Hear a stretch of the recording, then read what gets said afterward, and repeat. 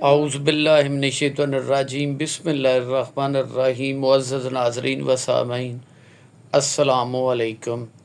آپ دیکھ رہے ہیں سیرت صحابہ رضی اللہ تعالی عنہم، قسط نمبر 37۔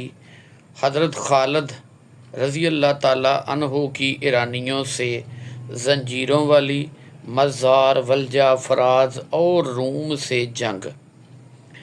یہ لڑائی عراق کے گورنر ہرمز اور حضرت خالد رضی اللہ تعالی عنہ کے درمیان ہوئی۔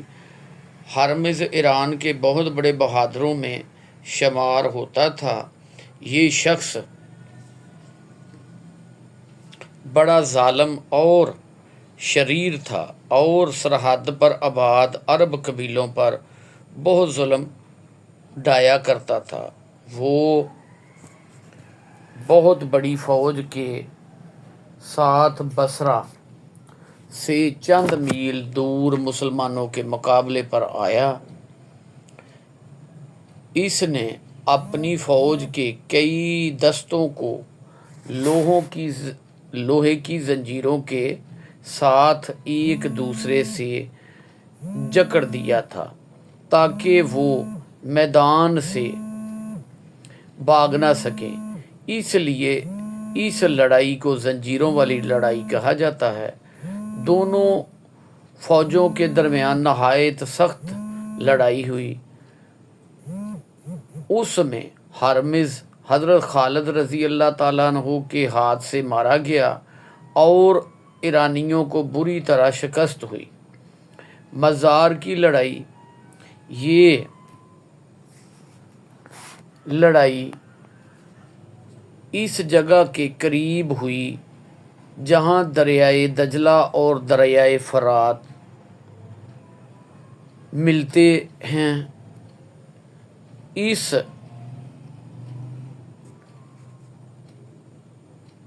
میں ایرانی لشکر کا سپہ سالار کران تھا، جسے ایران کے بادشاہ نے ایک بہت بڑا لشکر دے کر ہرمز کی ہاری ہوئی فوج کے بہت سے سپاہی اور افسر بھی اس کے پاس پہنچ گئے۔ کران نے ان کو اپنی فوج میں شامل کر لیا اور مسلمانوں پر حملہ کرنے کے لیے پر تولنے لگا۔ ادھر سے حضرت خالد رضی اللہ تعالیٰ عنہ اپنے لشکر کے ساتھ ایرانی فوج کے سامنے مزار کے مقام پر پہنچ گئے۔ دونوں فوجوں کے درمیان گھمسان کی لڑائی ہوئی۔ اس میں کران سمیت ایرانی فوج کے بہت سے افسر اور 30,000 سپاہی مارے گئے، باقی سب بھاگ کھڑے ہوئے۔ ولجہ کی لڑائی۔ ایران کے بادشاہ کو کران کے مارے جانے کی اطلاع ملی تو اس نے اپنے 2 تجربہ کار جرنیلوں بہمن جادویہ اور اندر زغر کو 2 بڑے بڑے لشکر دے کر مسلمانوں کے مقابلے کے لیے بھیجا۔ یہ دونوں لشکر ولجہ کے مقام پر اکٹھے ہوئے۔ حضرت خالد رضی اللہ تعالیٰ عنہ کو پل پل کی خبر مل رہی تھی۔ وہ تیزی کے ساتھ لشکر لے کر ولجہ پہنچے اور دشمن پر خدا کا قہر بن کر ٹوٹ پڑے۔ ایرانی دیر تک جم کر لڑتے رہے، لیکن جب ان کے ہزاروں آدمی مارے گئے تو وہ حوصلہ ہار گئے بیٹھے اور بھاگ کھڑے ہوئے۔ فراز کی لڑائی۔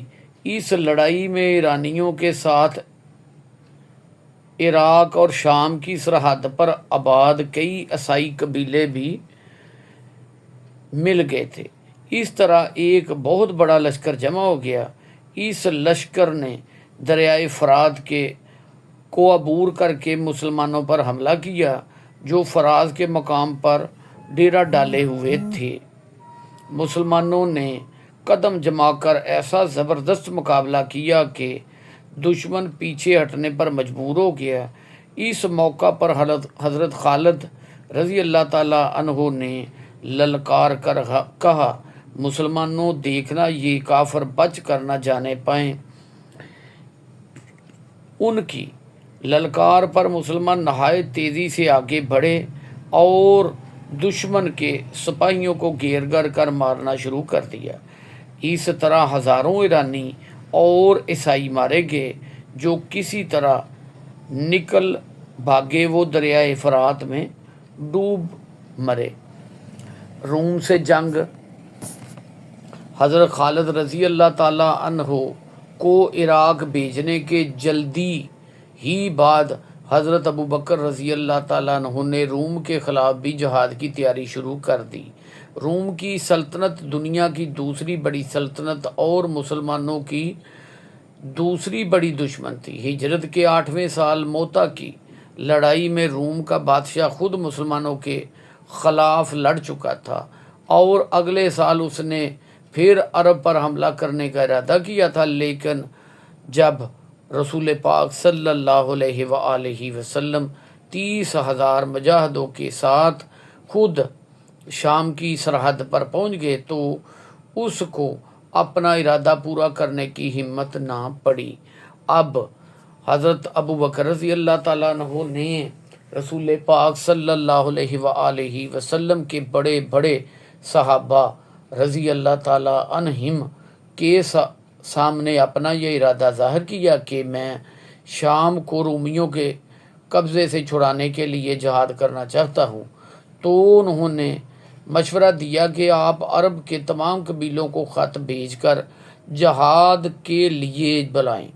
इस पर हज़रत अबू बकर रज़ी अल्लाह ताला अन्हु ने तमाम कबीलों को एक ख़त भेजा जिसमें लिखा कि मैं तुमको मुल्क शाम भेजना चाहता हूँ ताकि तुम उसे काफरों के पंजे से छुड़ा लो।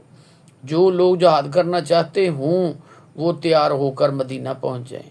जब अरब कबीलों को हज़रत अबू बकर रज़ी अल्लाह ताला अन्हु की तरफ से जहाद की दावत मिली तो वो पुकार उठे कि हम हाज़िर हैं, हम हाज़िर हैं। फिर वो तैयार होकर धड़ाधड़ मदीना पहुंचने शुरू हो गए और थोड़े ही दिनों में मदीना में इस कदर मुजाहिदीन जमा हो गए कि हर तरफ सर ही सर नज़र आते थे। इन मुजाहिदीन में बड़ा जोश था और वो जल्दी से जल्दी जहाद के मैदान में पहुंचना चाहते थे। इसी के साथ मैं आपसे इजाज़त चाहता हूँ। आगे प्रोग्राम जारी